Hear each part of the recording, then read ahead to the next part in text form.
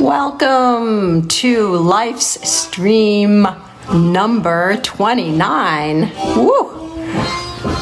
Pleasantly famous. Welcome, welcome to Corky's World. And let's see what he's doing. Aha, there he is. Hi there, Corks.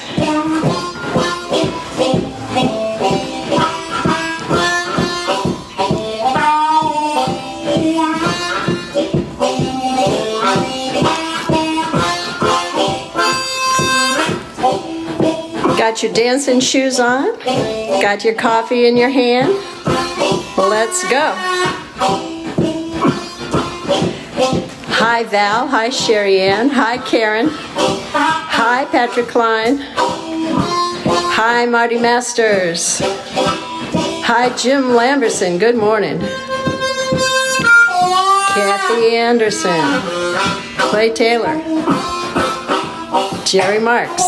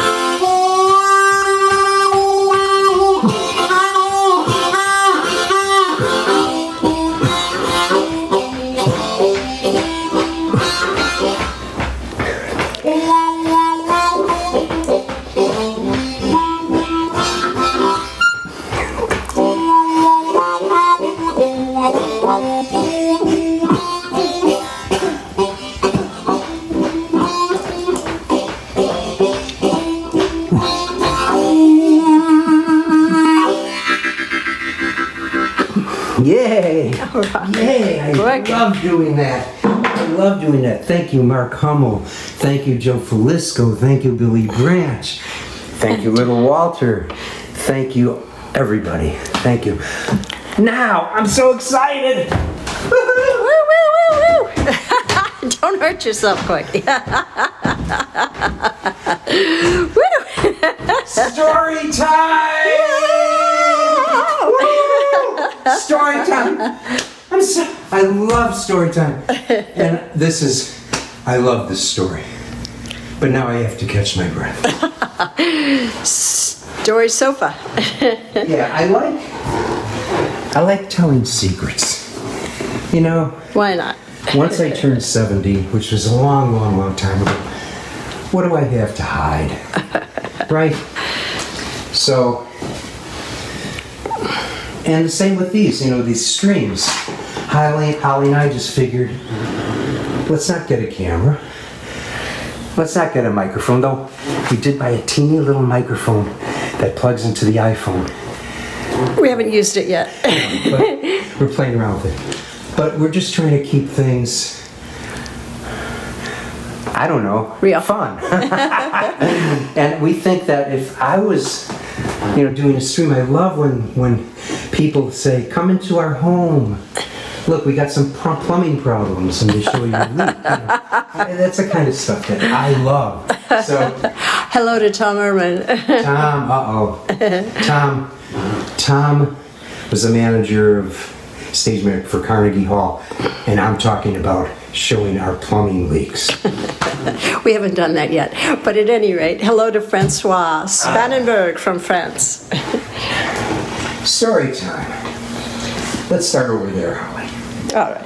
And you could move this camera close and far. You could play around. Jim Schwall and I were never. I should get closer. Jim Schwall and I were never ambitious. We just wanted to play music. Yet all kinds of stuff happened, which is why I say I'm an innocent victim of incredible good fortune. So many times people come up to me and ask, why aren't you more famous? Or, I'm so embarrassed, I've never heard of you before. And I respond, I've been hiding from you very well. Okay. A lot of people didn't understand why Siegel-Schwall turned down such great offers. Why did you guys turn down such great offers? Sometimes you just have to make good choices and maybe let fame and fortune suffer accordingly. Let's let it sit there for a while. We need to steep in this concept. Okay. Okay, we could come back here. It's okay. A super mega giant entertainment mogul. You all know him. I won't mention the name. Wanted to manage me. And he'd call me a number of times, and finally I asked him, so, what's the deal? What are you going to offer me? And he said, I'll make you $1 million in your first year. This was probably in 1970 or 71. I'm not sure. I think 70. When $1 million went further. Yeah, when $1 million go a little bit further than buying a cup of coffee. So I say, well, that sounds really great. $1 million. I love that.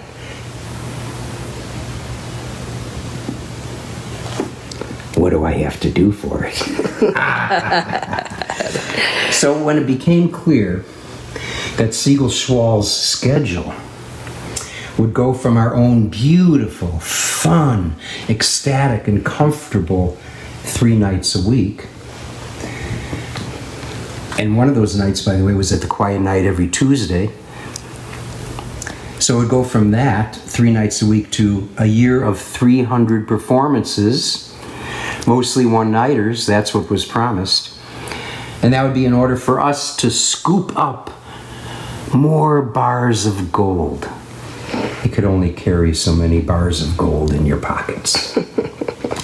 Didn't sound like a good idea to me, or to Jim, or to anybody. We had a group of great people. And when he started talking to me about who was going to be in the band, it honestly just made me cry out loud, sobbing when I heard that. Jeez. Okay, so maybe you're beginning to understand. Another big dude in the music, and the reason I tell this story is because people want to know why you're not famous, why you guys were so not, it's like you were afraid of fame.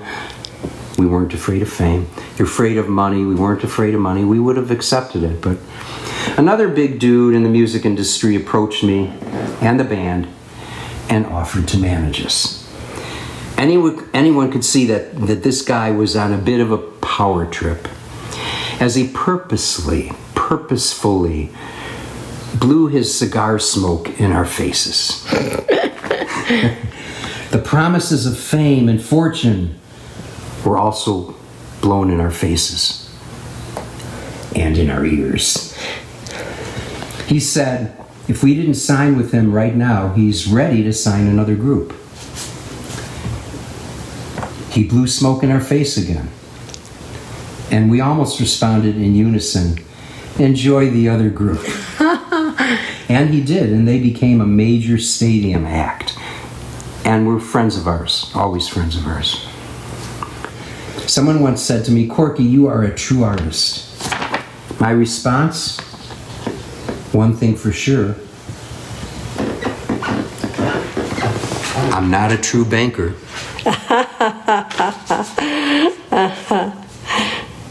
So you could come back here. One time I was talking to Howard Levy. You all know Howard Levy, the greatest harmonica player in the world, the most amazing genius. I could do a whole thing on Howard Levy. One time I was talking to Howard, and when he heard about some of these management offers, he said, wow, Corky, that's really scary. See, Howard understood.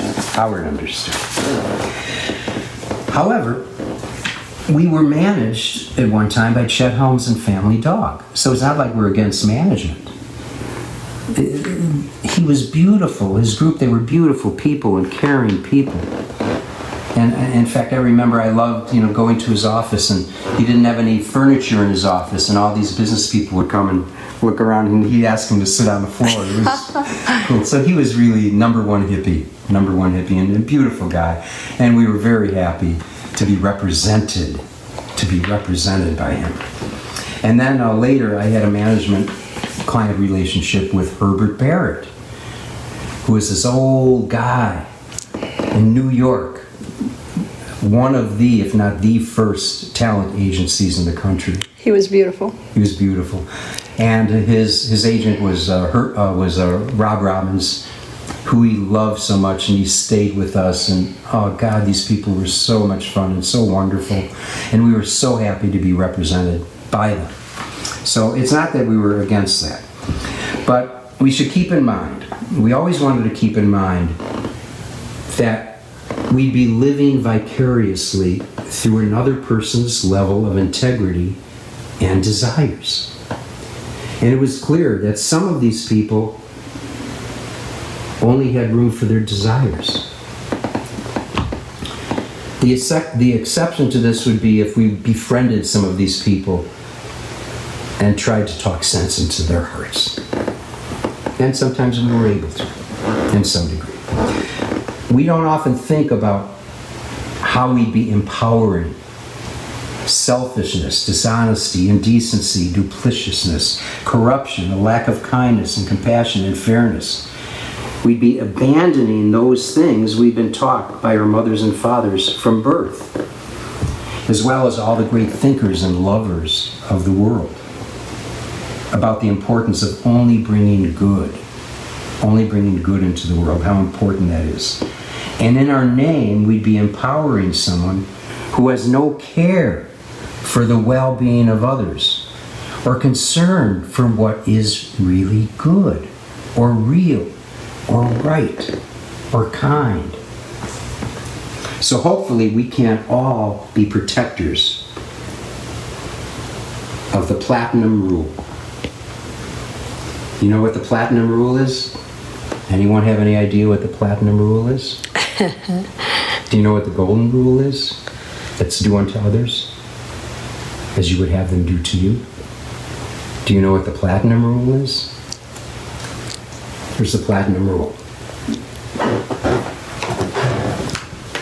The platinum rule is don't give power to someone who will break the golden rule. Good idea. You could leave it there because the next one is good. A very dear friend, very dear friend who was a major music industry fellow. We really love this guy. One time was quoted in the Chicago Tribune. A neighbor actually brought this article over a few years ago, and it was like a vintage article, and he brought it over. And what he said is, Corky Siegel is a great person as a human being, but not so smart as a rock star.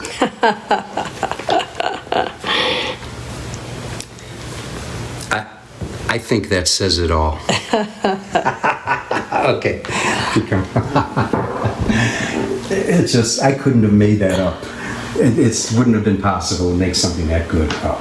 So I was explaining all of this to our very dear friend, Bollywood star, Kavita Krishnamurti, the wife of Dr. L. Subramanian, and the whole family of Bindu and Ambi. So we were standing on Clark Street in Chicago in front of a restaurant called the Creperie, and we were talking to the owner, Germain, and having a nice conversation, and someone recognized Kavita and came over.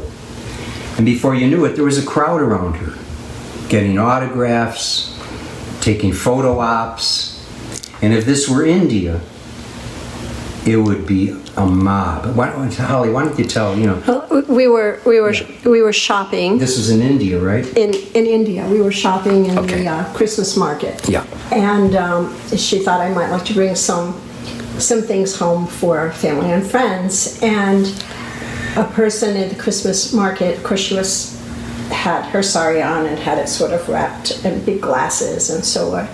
And someone noticed her and came running over. As soon as the person came running over, then more people came running over. And I'm claustrophobic. And I grab her daughter Bindu's hand and I said, Bindu, I'm starting to freak out. Because a huge mob, and I mean mob, started coming closer and closer, and they were all like grabbing and pushing in closer and closer and closer and holding up their iPhones, and this huge mob was just surrounding us, and we were just completely trapped and getting pressed by the mob. And I just had this panic look at Bindu, and Bindu said, don't worry, Mom knows exactly what to do. And sure enough, she went like this, and everybody just scattered. So exactly right. Yeah. So anyway, I explained my situation. I said, when I'm in a restaurant, Kavita, I look around, and I think, gee, I wonder if anyone recognizes me. And every once in a while, someone will come up and say, "Are you Corky Siegel? I love your work." And that's all a sad ego could ever dream of. I'm never swamped. I can live my life in private or in public without concern. The world has given me a perfect balance where I've received all the recognition a reasonable person could ever ask for. And yet I have my privacy and my freedom. So Kavita exclaimed, we call that pleasantly famous. So perfect. And that was the title of this live stream, Pleasantly Famous. And somebody mentioned, I noticed in passing, someone had mentioned something about their dreams. And you should, I was going to read the one-page book on the music business, but I realized we already did that in April. But you could look up just go one-page book on the music business, Corky Siegel. You'll find it. And in the book, there's one little section, one sentence where I say, don't follow your dreams. You'll be walking off a cliff. Open your eyes. Follow what you love. Anyway, that was in the one-page book on the music industry. So anyway, I'm going to leave the storytelling time with this thought. Let's go over here. The real challenge in life is to be happy. It's much easier to become rich and famous. But you do sometimes have to sacrifice some things to be happy. But just know, all of us in varying degrees are pleasantly famous. So that was story time. I thought I did a pretty darn good job. Yes. Let's look at the screen one more time. Oh, you didn't show the picture of, you were going to show the picture of Convita. I don't have it. Oh, you don't have it? Okay. But when I'm challenged with doing the stream and Holly and I have to write things, some cool stuff comes up. I think that's cool. Check it out while I get over to the piano.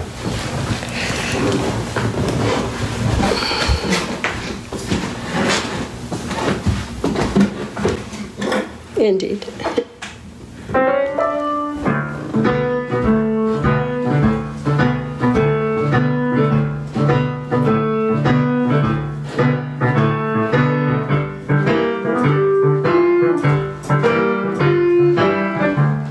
And this is also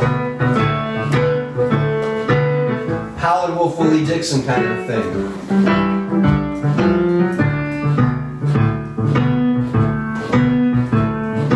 Slightly adapted for today.